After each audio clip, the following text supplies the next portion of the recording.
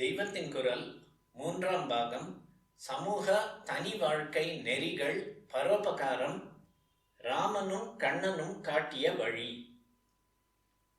தர்மத்தை நமக்கெல்லாம் நடத்தி காட்ட வந்த ஸ்ரீ ராமச்சந்திரமூர்த்தியே இந்த பிரேத சம்ஸ்காரத்தை விசேஷமாக செய்து காட்டியிருக்கிறார். ஜட்டாயு மாதிரியான ஒரு பக்ஷிக்கு கூட அவரே சம்ஸ்காரம் செய்திருக்கிறார். அது மட்டும் இல்லை, வாலியையும் பரம வைரியான ராவணனையும் கூட அவர் வதைத்தவுடன் அங்கதனையும் விபீஷணனையும் கொண்டு அவர்களுக்கு ஒரு குறைவும் இல்லாமல் தகனம் பண்ண செய்திருக்கிறார்.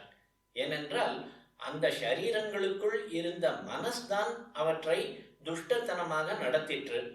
உயிரோடு கூட அந்த மனஸ் வெளியேறிய அப்புறம் சுயமாக கெடுதல் இல்லாத பகவானுடைய அற்புத சிருஷ்டியான அந்த உடம்புகளுக்கும் உரிய மரியாதையை செய்வதில் ராமரே கண்ணும் கருத்துமாக இருந்து யதோக்தமாக சம்ஸ்காரம் பண்ணுவித்திருக்கிறார்.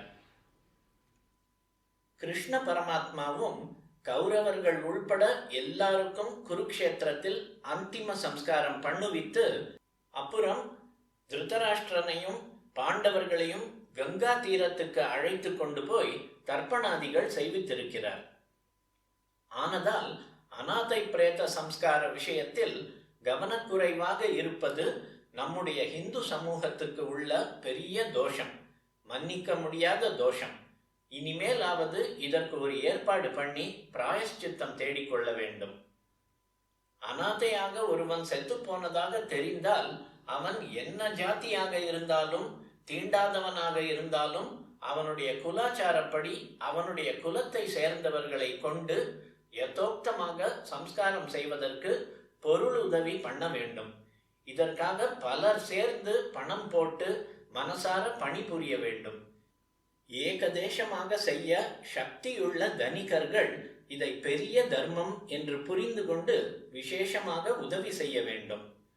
அநேக தர்ம ஸ்தாபனங்கள், ட்ரஸ்டுகள் நம் இந்து சமூகத்தாரால் ஏற்படுத்தப்பட்டிருக்கின்றன.